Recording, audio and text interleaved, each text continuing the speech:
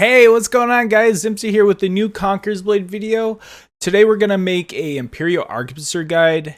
And if you like this guide, feel free to hit that like button. If you enjoyed the content, feel free to subscribe. I greatly appreciate it, but let's go ahead and jump into it.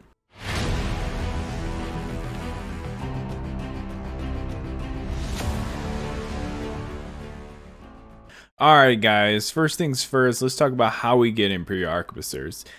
First thing we want to look at is the unit tree. And we're going to go ahead and jump into range infantry. And then towards the bottom, you'll see Imperial Arquebusiers. What you can see here is you're going to have to unlock all of this. And then you can get to the Imperial Arquebusiers. So this isn't too bad. Maybe like, it's less than 10k honor just to get to this point. And then Imperial Arquebusiers, I believe, are 15k. Unlock, and then you do have the unit nodes afterwards, and we'll talk about those later because I want to talk about the details on these, but they are a T4 unit. And there's one other way that you can unlock them. If you go to your F4 quests and you go to Path of Wisdom, right up here you can get a Heroic Era Signa Column box, and in here, if we go ahead and control click this, you can get the Imperial Arquebusiers with this box because you get 20 of these to unlock them. So this is another way that you can unlock it. Alright guys, let's go over some of the basic information about Imperial Arquebusiers. So we can see here that they are a 4-star unit. They are strength of 24, and then they have a maximum level of 18, and then their leadership cost is 270. So over here we can also look at some more of their basic information. For attributes, you can see that they have very low health, only 2.5k starting out, and then ammo, they actually have really good ammo. So that's one thing, and their range is pretty decent. And then let's take a look at what kind of damage they do. They do piercing damage. So we have piercing armor pen at 2.6k, and then we have piercing damage at 3.2k. That's pretty good for starting with, and it actually gets a lot better as we do the veterancy and whatnot. Their defense is pretty low. Pretty much a light armored musket is what they are. And then as you can see here, terrain effects, you have desert bad, plains good, hills blah blah blah, you guys can see it there. Formations, you have dispersed, and you have 3 ranks, and we'll talk more about formations later. And then unit traits, you have firearms, a unit armed with firearms such as arquebusiers or fire lances. These offer excellent damage and armor penetration but poor accuracy. Fire by ranks, this unit has been trained to use the 3-rank volley fire drill and can use it to keep up the constant rate of fire. Poor shots, they have very poor accuracy. And we'll talk about that more later too. And then unit orders, we have attack area, which means you can have them shoot a specific direction. And then you have unit orders of volley fire. And I have to say volley fire is amazing. And we will talk about that more as we go on. And that's the basic information about them. I just wanted to touch that. Now let's go into the veterancy and all the other details. Alright guys, let's go ahead and talk about the Imperial Arquebusiers veterancy trees. Now, looking at these two, what you're really aiming for is, the heavy bullets on the top line, and then you're aiming for precision on the bottom line. And looking at both sides, some of the more impressive nodes would be the corn gunpowder on the top. It actually gives you up to 24% extra volley fire damage, which is pretty impressive. And then you also get a cooldown on that, and then also the crit value can go up, as 8 to 12%. So that is pretty impressive. These two right here is pretty awesome. Besides that, you can still get all this, with the bottom trees. So I'm not going to talk too much about that, but let's go ahead and talk about the bottom line a little bit. So I went bottom line, and I'm going to explain here why in a second. Now, what you do get is you get 9% health, so that's a big deal because they don't have much health to begin with. And then you actually get 15% extra damage in siege battles, and I like to use them in siege battles, so that's one reason I want this line. Supply costs, lowered by 5%. That's whatever, they're not that expensive. And then increases damage dealt to cavalry by 15%. This is another reason I want bottom line, is because I like to use them against cavalry. They will melt cavalry pretty quick unless you're super tanky like monastics or whatnot, but they'll go after hussars, they'll go after keshigs, they'll go after the Laos Rangers. So that I do like about this bottom line tree. Now, it also increases volley fire damage by 10%. So you do get the 24% on the top for volley fire, but you still get the 10% down here. So you're still getting a bit towards your volley fire. And then for choice, you actually reduce your piercing damage by 10%, but they have so much piercing damage, it doesn't really matter.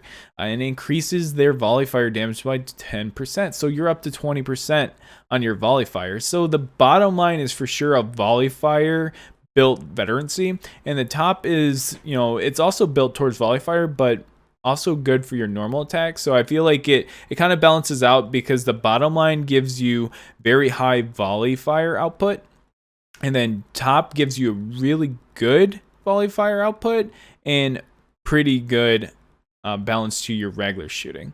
So I mean, that's where it balances out. I do go for the more devastating bottom line because of the cavalry increase in damage, so you're getting the 20% on volley fire, and then you also get the 15% on cavalry. Like, it's pretty devastating to cav. You do need to have shields and stuff in front of you for it to be effective, but we'll talk about that more later.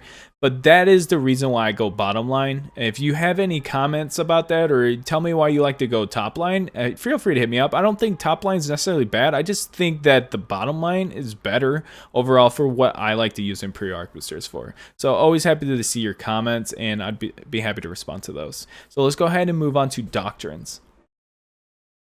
Alright guys, let's go ahead and talk about the Imperial Arquebusier Doctrines. Now, I use a few defense doctrines and the rest are all damage because you can't really get too many defense on them. It only offers 2. So what I have is the health doctrine, which is the rare arquebus doctrine. This gives you 310 health. And then I also have the increases piercing defense by 80. This is the rare piercing defense doctrine. Now, these you can get from the rare doctrine selection boxes. This you should be able to get from the War Scholar. So keep rolling for this.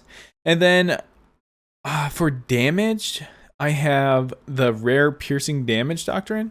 Increases piercing damage by 75. I mean, they have tons of damage, but hey, why not? I mean, you don't get too many options for their doctrines. So this is just what I'm using. So when you do get epic doctrines, which they are going to be coming out with epic doctrines in March of this year, so definitely start looking at how you can use some of the epic doctrines into the mix. And with the other damage doctrines, I have breakthrough and assassination, so helping with unit killing and hero killing. So that's the doctrine selections. If there's a different setup you like to use, definitely put it in the comments. I'd love to hear about it. That's all I got for this. Let's go ahead and move on.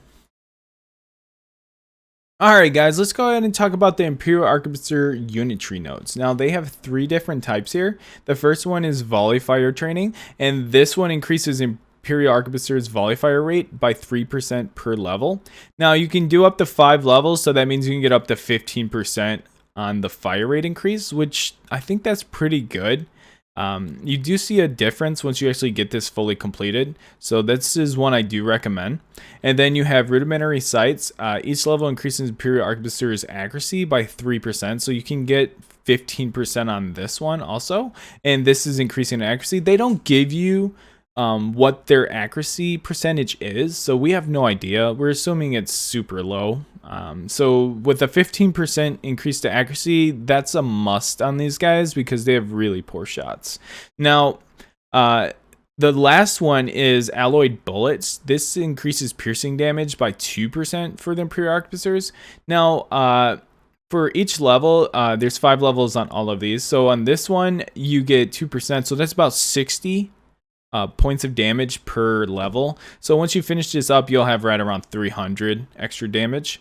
Now, the order in which I would recommend doing these is I would highly recommend doing the accuracy node first because of their poor accuracy, and then I would focus on the fire rate, and then I would focus on the alloyed bullets. Now, with that said, this is quite the investment. All these nodes all together, it's well over 100k honor. So the top one for all 5 levels is 60k. The bottom one, alloyed bullets, is also 60k, and then for the accuracy is 35k. So it's kind of nice that the accuracy's a lower honor node. So that one go for first. I mean, that's just an easy go-to, and then go for volley fire training. So that's my recommendations for the unitary nodes if you do end up going for them. And then we do have the coming soon unit. This has been there forever. I have no idea what they're gonna put there, but hey, you don't know. Maybe they'll put something there soon. And if you have this done already, the rudimentary sites, you can just go right into that unit and unlock it. So hey, maybe they'll add something here next season, maybe the season after, maybe never. We don't know. But all right, let's move on. All right, let's talk about the unit counters to Imperial Arquebusiers. To be honest, like almost anything can counter Imperial Arquebusiers. They're so squishy. But some of the units that have a hard time with them would be pikes, any type of pikes from T4 to T1. Like they have issues with trying to get to them because they do enough damage to kill them beforehand. It also matters a lot on your placement. Like anything can get to you mattering on your placement, but units that actually counter them hard would be range units. Those 100% counter them because they outrange the muskets. Non-com archers, Imperial archers, all your archers, pretty much all your archers can range them. Falconettis can definitely do some work. Pavis have a little bit more range, so they can counter them also. And also Pavis can block. So range is actually the biggest counter to them because they can take them out without actually having to go up to them. And that's where, Imperial Arquebusiers are the most devastating. So I would have to say that. And then anything with shields, stalwart, spear sergeants, your paladins, your Imperial spearmen, javelins, your Imperial javelin. So anything with the shield can also block a lot of the damage and get to them. Ranged and infantry a bit can counter. And then when it comes to cavalry, the cavalry can get to them if they flank them correctly, but they should counter cavalry pretty well if you place them correctly. So I mean, keep working on your placement. If you feel like you're constantly getting flanked by cavalry, keep your eyes on the map with these guys. Like, these guys are game changers as long as you can keep them safe. And the hardest part, of course, is to keep them safe because they're so squishy. But that's the give and take with them, right? They are devastating on damage, but then they have no health. Like, they're kind of like flamethrowers, right? Like, devastating when they get up close and get to you, but when you have an archer shooting them, boom, they're gone. So same idea. And so with that, let's go ahead and talk about the hero counters. Now, when it goes to hero counters, I mean, for the most part, any tanky class could counter them pretty easily. Anything like short swords, anything that can kill them quickly, like maybe if a Nadachi can get on them fast enough, but they should kill the hero before they kill all of them. The only class that truly counters them, like very heavily, would be a longbow and a shortbow. Longbow and shortbow will definitely just pick them off and not get touched by them. So that's something you got to look out for. Like, if you know there's a bow on the other team, just try to see what they're shooting at. If they're shooting at your Imperial Arquebusiers, move them out of the way. Maybe try to find some shields to hide them behind, because that is what I've noticed is the biggest deficit when it comes to the unit and a hero. Longbows just sit there and pick them off. Just like anything else that doesn't have a shield, longbow will sit there and pick them off. But since they're so squishy, it only takes longbows like one headshot, boom, and the Imperial Arquebusiers gone. So they can pick off half your Imperial Arquebusiers in a matter of like less than 10 seconds. So keep an eye on that. Besides that, obviously short swords, if they get their armor, they can run up on them and start doing a lot of damage. But besides that, I think you're good. Of course, any hero can counter it if they play it correctly. Like if they run up on their horse and then, do their stun onto them and then, bring their units onto them. Just try to play safe. Alright guys, really quick, let's talk about leveling up Imperial Arquebusiers. What I would recommend is getting them to level 13 before you start using them in sieges or field battles. I feel like if you use them before that, you're going to be kind of deterred from using them because they're not going to be as strong as you want them to be. and it might turn you off from them. So I would recommend trying to get them to an optimum point before you start using them, which would be around level 13, and you can get one of the Veterancy trees nodes done. So now, with that said, of course, practice placement with them.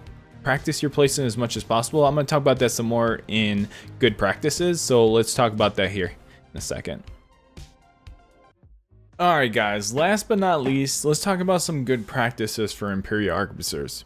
Now, once you get them all set up, what are some of the things that you should be doing to get, 100 plus kills a game? Or what you should be doing to annihilate all the heroes that are fighting on a point? So what you want to look for are the openings to where you know that your units will be safe, but then you also want to know that they're going to be able to do a lot of damage from where they're standing. So they do need to be on a flat surface about the same level as whatever they're shooting at. Don't have them on stairs. They're not going to be super effective. They're really effective on flat terrain, so make sure to keep that in mind. And then hide them behind shields. Put them somewhere where like their range can't get to it, but you can aim at the point. Like, that's the main thing. As long as they can see the point or the entry where they're coming through, like a gate or whatnot, maybe they're around the corner. Don't put them right on the gate. Put them a little bit away, so once they start coming in, you can start shooting them. You don't want to put them too close to the action. They will get destroyed. They are super squishy units. So these are practices I highly recommend. If there's practices that you use that I didn't mention, feel free to mention it in the comments. I highly appreciate it. But that's all I have for good practices. Alright guys, I hope you liked this guide. If you did, of course hit that like button. If you enjoy my content and you want to see more, hit that sub button. I greatly appreciate it.